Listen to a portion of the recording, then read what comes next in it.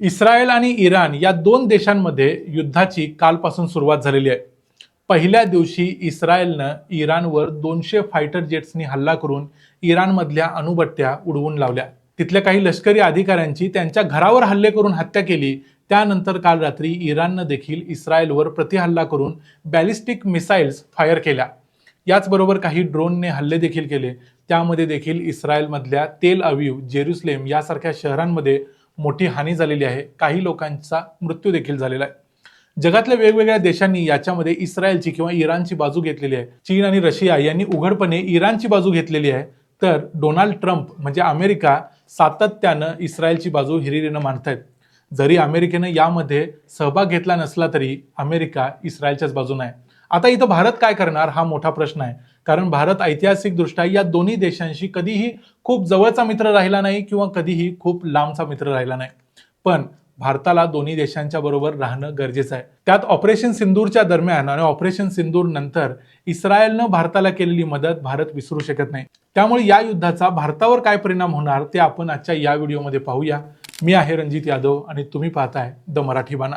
यावर्षी 22 एप्रिलला भारतात काश्मीरमध्ये पहलगामचा दहशतवादी हल्ला झाल्यानंतर भारतानं ऑपरेशन सिंदूर लॉन्च केलं आणि पाकिस्तानमधले दहशतवादी तळ उद्ध्वस्त केले. या गोष्टीला फक्त एका देशानं उघडपणे पाठिंबा दिला होता, तो म्हणजे इस्रायल. इस्रायलनं उघडपणे या युद्धात भारताला मदत देखील केली होती. इस्रायली ड्रोन भारतानं पाकिस्तानात हल्ले करताना वापरले होते. इस्रायलनं सांगितलं होतं की भारताला त्यांच्या देशावर झालेल्या हल्ल्यांचा प्रतिकार करण्याचा हक्क आहे. यावेळी इराणनं देखील भारताचा विरोध केला नव्हता, पण उघडपणे त्यांनी भारताची किंवा पाकिस्तानची बाजू देखील घेतली नव्हती. त्यांनी दोन्ही देशांनी हे प्रश्न चर्चेने सोडवावेत वगैरे असं मोगम स्टेटमेंट दिलं होतं. आता इथं इराण हा भारतापासून अगदी शेजारचा देश आहे. पाकिस्तानच्या पलीकडेच इराण हा देश आहे. भारताचा इराणचा ऐतिहासिक काळापासून म्हणजे जवळजवळ 2-2.5 हजार वर्षापासूनचा संबंध आहे. भारतात अनेक पर्शियन लोक राहतात. भारत आणि इराणमध्ये सांस्कृतिक संबंध देखील आहेत. आधुनिक काळात भारत स्वतंत्र झाल्यानंतर पाकिस्तान हा अमेरिकेच्या गोटात उघडपणे सामील झाला. तर भारतानं जी नॉन अलाइनमेंट मुवमेंट चालू केली होती म्हणजेच अलिप्ततावादी चळवळ, याच अलिप्ततावादी चळवळीचा इराण देखील भाग होता. भारत आणि इराण हे दोघे जण अलिप्ततावादी चळवळीमध्ये एकमेकांचे सहकारी होते. पण इराण त्या काळात देखील एक आधुनिक राष्ट्र होतं आणि ते अमेरिकेच्या जवळ होतं. पण 1979 मध्ये इराणमध्ये इस्लामिक रिव्हॉल्युशन म्हणजे क्रांती झाली आणि इराणचं चित्र पूर्णपणे बदललं. इराण एक कट्टर शिया मुस्लिम देश बनला, ज्याचा परिणाम असा झाला की तो बिगर मुस्लिम राष्ट्रांच्या पासून थोडं हटकून राहू लागला. त्यामुळे भारत आणि इराणमधले संबंध दुरावले. या उलट इस्रायलच्या 1948 साली झालेल्या निर्मितीपासूनच भारताचा इस्रायलच्या निर्मितीलाच विरोध होता. पॅलेस्टाईनी लोकांचा हक्क भारत मान्य करत आलाय, पण हळूहळू भारतानं इस्रायल बरोबर संबंध प्रस्थापित केले. 1990 नंतर मात्र भारत आणि इस्रायल यांच्यात एक चांगलं नातं निर्माण झालं. पंतप्रधान नरसिंह राव आणि वाजपेयींच्या काळात भारत आणि इस्रायल यांच्यातली दरी कमी झाली. 1999च्या कारगिल युद्धात इस्रायलनं भारताला अगदी शेवटच्या क्षणी मदत केल्यामुळं भारताला पाकिस्तानला धडा शिकवता आला. त्यानंतर देखील भारत नेहमीच इस्रायलपासून विशेष अंतर ठेवून राहिलाय. विशेषतः जेव्हा जेव्हा या देशात काँग्रेसचं सरकार असतं त्यावेळी भारत इस्रायलपासून थोडं अंतर ठेवून राहतो. तरी पंतप्रधान नरेंद्र मोदी सत्तेत आल्यानंतर मात्र इस्रायलमध्ये जाणारे ते पहिले भारताचे पंतप्रधान ठरले. त्यानंतर भारत आणि इस्रायलमध्ये संबंध चांगलेच मजबूत होत गेले. भारतानं इस्रायलला त्यांच्या हमास विरुद्ध चाललेल्या लढाईत शस्त्रांची मदत देखील केलेली आहे. अशाच पद्धतीची मदत इस्रायलनं देखील भारताला केलेली आहे. त्यामुळे इस्रायल आता भारताचा 2 नंबरचा शस्त्र पुरवठा करणारा देश आहे. आणि मगाशी म्हटल्याप्रमाणे ऑपरेशन सिंदूरच्या दरम्यान उघडपणे भारताला पाठिंबा देणारा इस्रायल हा एकमेव देश होता. अमेरिका असो किंवा रशिया असो, सर्वांनीच थोडं अंतर ठेवून आपल्या भूमिका घेतल्या. मदत जरी केली असली तरी ती उघड नव्हती. पण एवढं असलं म्हणून भारत इराणच्या उघडपणे विरोधात जाऊ शकत नाही. कारण इराणच्या तेलावर भारतानं बरीच वर्ष गुजराण केलेली आहे. सध्या भारताने इराणकडून घेतल्या जाणाऱ्या तेलाची आयात कमी केलेली आहे.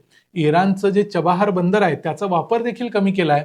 अमेरिकेचा भारतावर नेहमीच असा दबाव होता की भारताने इराणपासून थोडं अंतर ठेवून राहावं, इराणचं तेल वापरू नये. त्याप्रमाणे भारताने इराणला थोडं लांब ढकललंय. भारत आता गल्फ कॉर्पोरेशन काउन्सिलकडून म्हणजे GCC चे सदस्य असणाऱ्या देशांच्याकडून कच्च्या तेलाची आयात करतो. भारत अजून देखील इराणकडून तेल घेतो, पण ते अत्यंत कमी आहे. भारताची सध्या इराणकडून केली जाणारी आयात ही अत्यंत कमी आहे. पण असं असलं तरी इराणचं महत्त्वाचं बंदर असलेलं चबाहार हे बंदर भारताला वापरावं लागतं आणि दोन देशांमध्ये भविष्यातला पाकिस्तानचा धोका लक्षात घेता चांगले संबंध असणं गरजेचं आहे. इराण हे एक शिया मुस्लिम राष्ट्र आहे आणि भविष्यात पाकिस्तान बरोबर जर भारताचे संबंध असेच बिघडत गेले तर पाकिस्तान हे एक सुन्नी मुस्लिम राष्ट्र असल्यामुळं इराणचा भारताला फायदा होऊ शकतो, कारण इराण शिया आणि पाकिस्तान मुस्लिम असल्यामुळं या दोघांच्यात देखील शिया सुन्नी वाद आहे.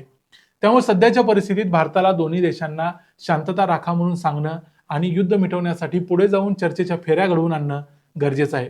इस्रायलचे पंतप्रधान बेंजामिन नेतान्याहू यांनी पंतप्रधान नरेंद्र मोदी यांना काल हे युद्ध सुरू झाल्यानंतर फोन करून युद्धाची माहिती दिली होती.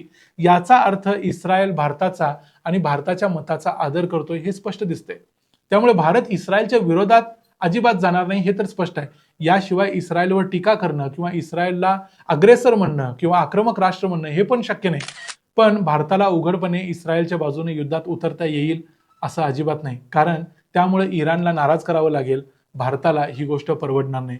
भारताच्या परराष्ट्र मंत्रालयाची आणि भारताच्या परराष्ट्र नीतीचीच येणाऱ्या पुढच्या महिन्याभरात कसोटी लागणार आहे, कारण या युद्धाचा फटका भारताला आपला एखादा मित्र गमावण्यात होऊ नये असंच भारत सरकारलाही सध्या वाटत असणार. त्यामुळे या युद्धानंतर भारतानं जे स्टेटमेंट दिलंय त्यामध्ये देखील भारतानं दोन्ही देशांना डिप्लोमॅटिकली म्हणजे चर्चेनं हा प्रश्न सोडवावा असं सांगितलंय. याशिवाय स्वतः आपण पुढे होऊन चर्चा घडवून आणायची तयारी देखील दर्शवलेली आहे, जी एक अत्यंत योग्य गोष्ट आहे. येणाऱ्या काळात दोन्ही देश काय भूमिका घेतात आणि काय काय घडतं ते सगळं आपण पाहणारच आहोत. यामध्ये भारतानं कुठल्या देशाची बाजू घ्यावी असं तुम्हाला वाटतं ते तुमचं मत आम्हाला कमेंट्समध्ये जरूर सांगा. तुमचं मत सांगताना मात्र भारतानं कुठल्या देशाची बाजू घ्यावी आणि ती का घ्यावी हे देखील सांगायला विसरू नका. फक्त इस्रायलची बाजू किंवा इराणची बाजू घ्या असं लिहू नका, तर त्याचं कारण देखील लिहा. व्हिडिओ आवडला असेल तर व्हिडिओला लाईक करा, चॅनलला सबस्क्राईब करा. पुन्हा भेटू पुढच्या व्हिडिओमध्ये. तोपर्यंत पाहत राहा द मराठी बाणा.